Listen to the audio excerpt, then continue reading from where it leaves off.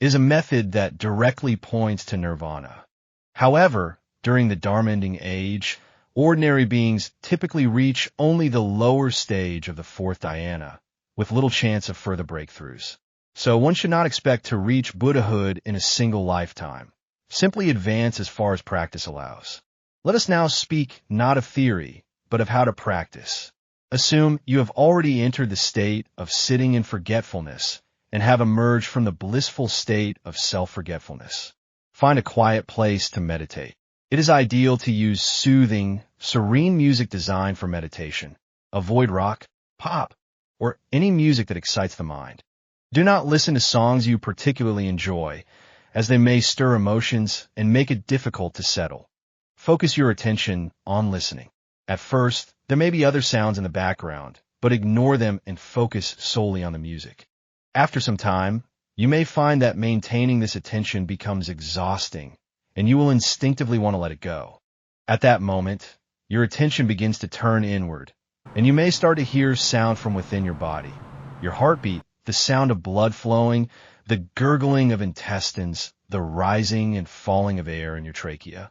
This stage is called external sensation ceases, internal sensation arises. Direct your attention to these internal sounds. Then, as you continue, even the internal body sounds vanish, leaving a pure silence. This is called movement ceases, silence arises. Silence itself is also a sound. Both movement and silence are phenomena entering through the ear faculty. Continue to listen to this silence. Next, even silence disappears. You become aware of the hearing ability itself, the ear faculty, the nature of hearing. When you can observe this nature of hearing, you enter the first dhyana. At this point, sexual desire dissipates. If desire arises again, causing you to exit meditation, simply rest and resume practice later. In essence, you use your ears to listen, first to external sounds, then to the sounds within the body. When even internal sounds disappear and pure silence arises, keep listening until silence itself dissolves and the nature of hearing is revealed. Focus solely on the ears throughout this process. The other faculties, nose, tongue, and so on, will naturally subside. Using the ear faculty is the foundation of this method. As the practice deepens, all earlier stages dissolve. Through which means do you observe the hearing nature? You use the seventh consciousness, the mind of differentiation. Once practice with the ear faculty is complete, shift your focus directly to this differentiating mind. Intermediate stages involving the eye faculty and the emotions of suffering and joy are bypassed. This marks entry into the second dhyana.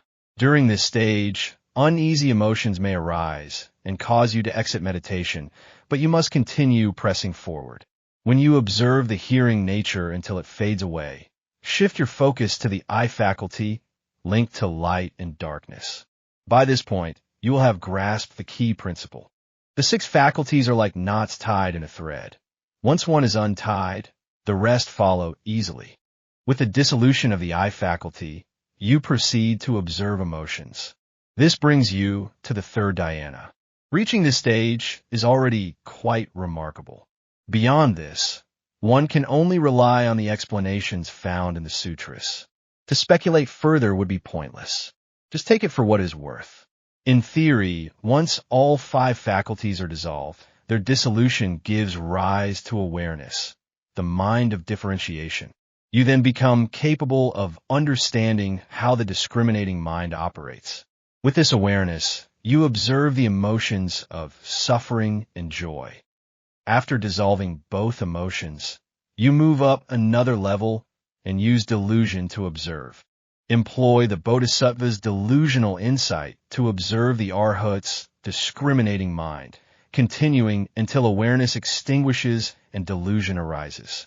When the discriminating mind ceases, you become aware of the arising and cessation of delusion. Then, moving one more level higher, you use the Buddha's intrinsic nature to observe the Bodhisattva's delusion, continuing until all delusions are extinguished. This is called coming into being and ceasing to be extinguished, ultimate stillness revealed. Reorganized, the sequence is as follows. External sensation ceases, internal sensation arises, internal sensation ceases, silence arises, silence ceases and faculty arises, faculty disappears, and awareness appears, awareness extinguishes and delusion arises, coming into being and ceasing to be extinguished, achieving Buddhahood. The principle of cultivation always follows this order, using the later stage to observe and break through the preceding stage, progressing layer by layer. Those confident in their skill may directly engage in advanced stages without hesitation.